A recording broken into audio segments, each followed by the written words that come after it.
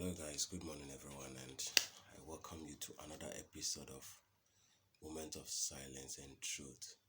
I was really impressed with your comments, your suggestions, and your compliments you gave me on my maiden one, and I really appreciate you guys for that. Your comments, your compliments, your suggestions are always welcomed. I really appreciate you guys. So today, on this episode, we are going to talk about something simple which has ruined many lives, which has destroyed lots of lives. And this thing we are going to talk about today is a three-letter word, something, and it's very powerful, has a mysterious background, and I don't know. Now, what we are going to talk about today is a three-letter word, sex. When we say sex, well, you being at your home may think it's something normal. Yeah, we all have sex and it's normal. But there is more to sex than the normal skin on skin connection. Sex has a mysterious background than the physical aspect that we see. In fact, about 90% of the sex acts we do is based on, you see, each and every one of us has their own spirits which follows them. You get what I'm saying? But sometimes we forget about all those things and then we go ahead and do what we are not supposed to do. I was reading something last week on sleeping with prostitutes. And the Bible says that, do you know that if you lay in bed with a prostitute, or if you have sex, let me put it that way, if you have sex with a prostitute, you become part of their body. This thing I'm saying is in 1 Corinthians chapter 6 verse 16. Go read it. You'll find out that if you sleep with a prostitute, you become part of them. So just imagine this prostitute sleep with 10 men. These 10 men has their own spirit which follows them. Then you also go and sleep with this prostitute. Mind you that everyone or anyone you sleep with, their spirit comes to form part of you. That is why the Bible is saying that if you sleep with a prostitute, you form part of them. So anyone you sleep with, your spirit, whether it's a good spirit or a bad spirit, forms part of the person, and the person's spirit, whether good or bad, also forms part of you. So you get it. At the end of the day, you'll be roaming about more spirits, so many kinds of spirit, different kinds of spirit, and you'll be suffering. You'll be going through a lot, and you'll be like, why am I facing this problem? Why am I going through this? But sometimes it's our own attitude. You get what I'm saying?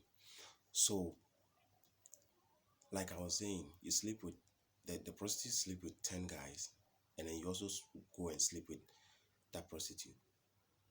Well, you don't know the spirit which follows those 10 guys whom the prostitute went to have sex with. But one way or the other, you also contaminate those spirits and they come to form part of you. And at the end of the day, those 10 spirits plus the lady's own, making 11 plus yours. Yes. So that is that. That is why sometimes you date a particular girl and all of a sudden everything is messed up. Your work, in fact, your work, your education, everything about you is messed up. It might be that the girl has been sleeping with people who don't have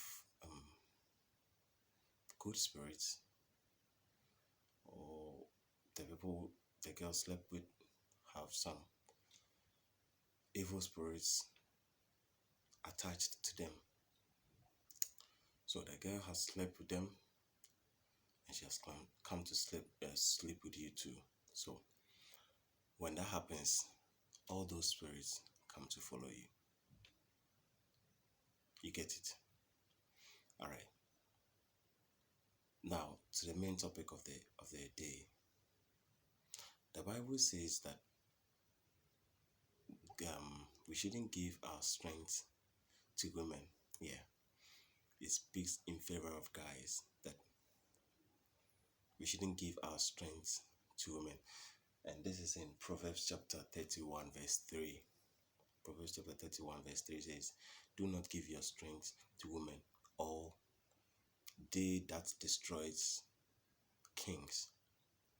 But in this episode, I'm also ushering women not to give their strength or their dignity, yes, their dignity to guys. Because the Bible is saying that we shouldn't give our strength to women. Well, all what the Bible is trying to tell us is that at every point in time, if you have sex, you are losing some kind of strength. You are losing some kind of strength. You see, my mom told me something some time ago that she asked me a question though. Is it mortar and pestle, the one we used to pound food? Which one destroys faster? I said, oh, as for the pistol, we change it more often. But the mortar, we don't normally change it. And she said, yes, that is what she wants to tell me. She can't stop me from taking a girlfriend, but I should be careful. That is what my mom told me. I should be careful. So I'm also telling you guys out there that I'm not stopping you from taking girlfriends, but at least having one girlfriend will help you. Having one girlfriend will help you a lot. And then reducing sex will also help you a lot. Yeah. Because you can't be losing all your strength at this age. When you grow up, what will you do? And he said, they that destroys kings. That is what I said previously. That you sleep with this girl, you don't know the kind of spirits they follow her. And then, well, one way or the other, we are all kings in our own empires. So, we sleep with a girl, and then the girl destroys your future. Maybe you have a bright future, you have a very good future. Then the girl will destroy it for no reason. And then the girls, sometimes you will sleep with a certain guy, and then one way or the other, you will meet them someday, and you'll be like, I regret sleeping with some people. I regret giving myself to some people, because it feels like I've wasted myself. You get it? As soon as you see the guy, you be like, I shouldn't have done this. You will regret, because they don't deserve you. They don't deserve to be part of you. You get it? So that is what the Bible is saying, that anyone you sleep with, the person becomes part of you. I'll find time and talk about relationship. The Bible never speaks against dating or courtship. Let me put it that way. The Bible never speaks against courtship. But what the Bible says is that as soon as you touch the lady, and the Bible is more particular about virgins, that you sleep with a virgin, you must marry her. You must pay her bride price and then marry her to be a wife. We'll find time to talk about that. But now, I'll end this here. Maybe you have fell into this trap. Maybe you've fallen in it already. At this time, I want you to go on your knees. Plead with God to forgive you. That is why it is called a moment of alteration.